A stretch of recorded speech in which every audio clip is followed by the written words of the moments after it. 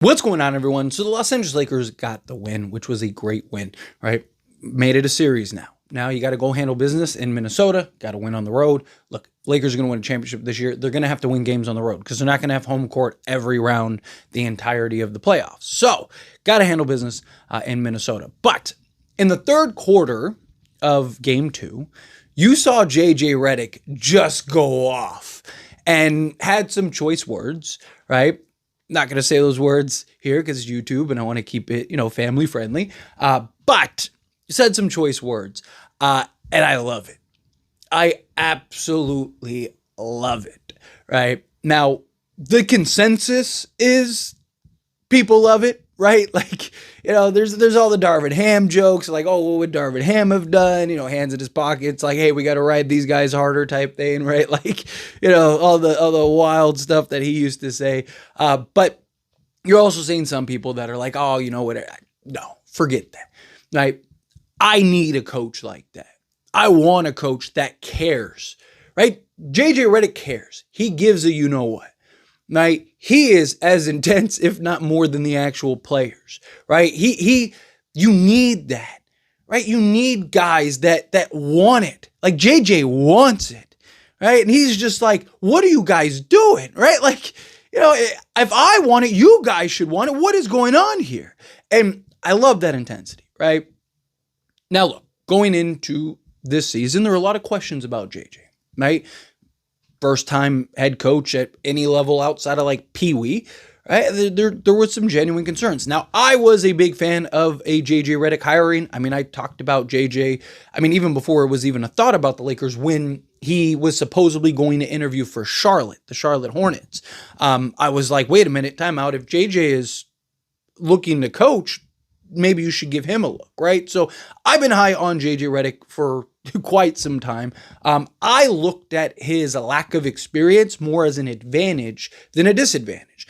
I love that he was young, played with some of these players, wasn't that far removed, had that intensity, fire, and passion, right? Like, he wants to be on the court. He wish he could lace up and throw the jersey on and get out there and take some shots and some reps. And there's times where we're like, man, like, I really wish we could do the old school days where you could have a player coach, right? Like, I really want JJ to, like, lace up. We use his shooting. But, I also looked at his inexperience as a head coach as an advantage because he is such a great basketball mind. He is a guy that's always been willing to learn, always been a bit of a sponge, right? A guy that isn't really set in his ways, right? Well, that's one of the problems that I had with Darvin Ham is, I talked about the little box. Whenever he was able to stay in his box, Darvin Ham actually was good. Right? He had stretches.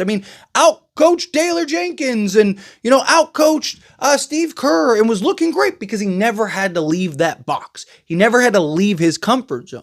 As soon as we ran into a team like Denver and he had to leave that comfort zone, he didn't know what to do, right? You'd see he'd panic at times or he'd just crumble and fold or there'd be no adjustments, no nothing, right? So, again, he wasn't set in his ways. He didn't only know what he was taught. Where JJ Redick, he learned from, Coach K and all these legacy coaches that he was able to pick little things from and now put it in. And then you go get a Nate McMillan and a Scott Brooks and these coaches that have experience and have different opinions and different perspectives. And you saw JJ from the very beginning talk about how he wanted to embrace that, right? He wanted it to be kind of this open door coaching policy almost where, he's taking pieces from everybody and they're in this sort of war room together, plotting and scheming. That's what Darvin Ham should have done because he was a first-year head coach. But no, he thought he was ready. He didn't want any veteran because remember, the Lakers were going to get him some veteran coaches too. And he said, no, I don't want that. If you're going to hire me as the coach, I want to pick my own coaching staff. You either believe in me or not type thing. And it ended up being his downfall because he didn't have another perspective. He didn't have another outlook to go, hey, why don't we try to do this? Why don't we try to do that? Right? Darvin Ham thought he was further along than he really was. And it ended up biting him in the behind, right? But you look at JJ Redick, and that wasn't the case. He immediately was like, hey, no, we're getting some coaches. Look, I understand. Like, I have an idea. I know what I want to do. I love, the plans and all that stuff. But, I want some help. I want some experience. I want some insight, right? He fully embraced it. And look, it led to the Lakers' first 50-win season in 5 years. It led them to the 3 seed in the Western Conference. And, JJ just got his first win as a head coach, as a Laker, and, in the playoffs, right? Got Luka for the next, 10 years, right? JJ Redick, as long as he doesn't fall off a cliff coaching wise, right? Like, he's probably our coach for the next 10 plus years. And I love that, right? I talked about it when we first got JJ, and I said, I could see him being our Pop, right? Greg Popovich, not in the sense of accolades or accomplishments, right? Obviously, JJ's got a long way to go before he gets to that, right? Before he gets to the pedigree that Greg Popovich was, but in the sense of, like, you have a very good, stable head coach, right, that you can have for the next 10 to 20 years. And JJ's young enough. I mean, he could be our coach for the next 40 years if you wanted to, right? Like, that's value, right? You have structure, you have stability, you start building this culture rather than this carousel of coaches and GMs and all this stuff, right? Now you have a Rob Pelinka who is now the president of basketball operations, which should mean that Jeannie Buss is finally getting out of the way, as she should have. I mean, there's been like a handful of trades that she's just botched, including the Buddy Hield and Miles Turner. Lakers might have a championship if that happened, but I digress there, right? Point is, you got the stability at the top with Rob Pelinka. You got the stability with the coach and the coaching staff and JJ Redick, right? Lakers went and revamped their entire health staff, right? Went and got Dr. Sims, who was the Team USA Olympics head of health, right? And then before that was the track and field, I believe it was, health guy, right? Like, so you have that experience and a bunch of top doctors and all this stuff. And look, Lakers, knock on wood, they've been so much more healthier this season. Guys have missed some time, but that just, that's just the nature of an 82 game season, right?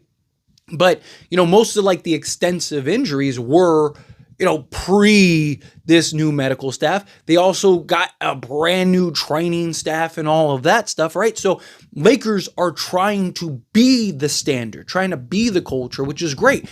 And you have a head coach in JJ Redick that just embodies all of it, right? That wants to win, that is a dog, that is willing to do whatever it takes, and has shown that he's also a good coach, right? Because there's a lot of guys that, they look great, they look the part, they sound the part. Even Darvin Ham, when he got first brought in, right? He looked the part, he sounded the part, he was great with the media, said all the right things. And then you started to see the cracks, and then the cracks started getting bigger. And then all of a sudden it all just started chipping away. And you look up and it's like, dude, this guy's like lost it, right? I mean, some of the stuff he was saying to the media and just like some of the reports that were coming out, it was just like, this became a disaster. JJ Redick has been fantastic, right? And I don't think anyone wants to see the Lakers lose this year. I don't even think the Lakers might win the championship just because they're afraid of what JJ Redick might do. And I love that. I mean, look, the word psychopath is thrown around a lot when it comes to JJ. I mean, he said it himself, right? That is an excellent term for JJ Redick, right? He is, without a doubt, a psychopath when it comes to this. But I love that. We need that, right? We need that voice. I mean, he was screaming at everybody. He was going down the line, scream, what the you doing? Da, da, da, da. And then everyone's sitting on the bench. There's a fan video now that's starting to go around of a fan recording JJ, and he's screaming at Rui and Luka and LeBron. I mean, literally all of them. And he's looking at all of them in the eye. What are you doing? Like, I love that. Darvin Ham, he wouldn't say nothing to LeBron. He wouldn't say nothing to Anthony. He would say nothing to any of these guys. And, JJ Redick, right? Like, he has no fear. None of it. Right? He's yelling at Luka. He's yelling at LeBron. He was screaming at Rui at one point and Dorian Finney-Smith. I love it.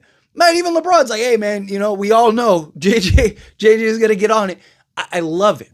And that's what I wanted going in. That's what I talked about going in, right? When we hired JJ, I was like, finally, we have a guy that isn't afraid to tell these guys how they feel. He isn't afraid to tell LeBron James how he feels. He isn't afraid to tell Luka how he feels, whatnot, right? He's a guy that's going to hold everybody accountable, and you need that.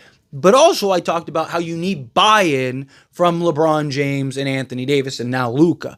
And you see that. LeBron James and Luka Doncic just were sitting there, just listening, taking it in. Hey, let it go. Again, you need that. LeBron respects JJ. I mean, he did an entire podcast with them, right? Like, he respects JJ. He knows JJ, right?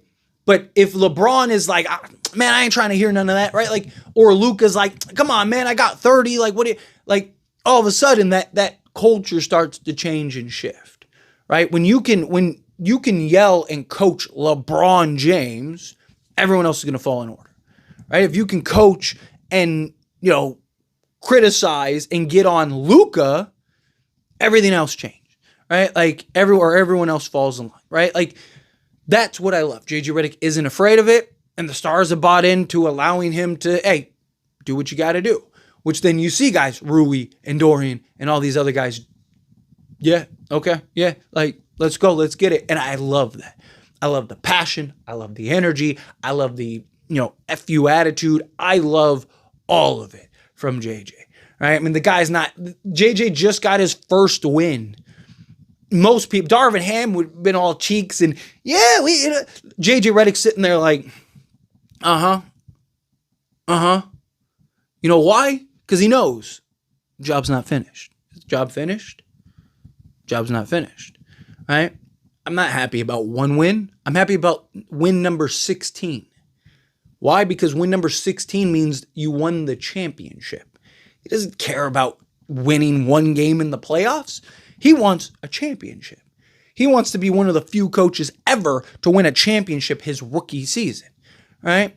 And if anyone could do it, it's that guy. That guy is, I love it. I love it. But anyway, as always, this is a discussion. Pass question on you. Let me know your thoughts and opinions down in the comments below. What do you think? Feel what your thoughts? Agree with me? Disagree with me? Mix in the middle? What do you think of JJ? Love to hear it down in the comments. That being said, if you haven't liked this video, hit that like button. Helps me a lot. So we enjoy these types of videos, and I truly appreciate it. Not subscribe to the channel, hit that subscribe button. Turn on the bell notifications. Appreciate y'all. See you in the next one.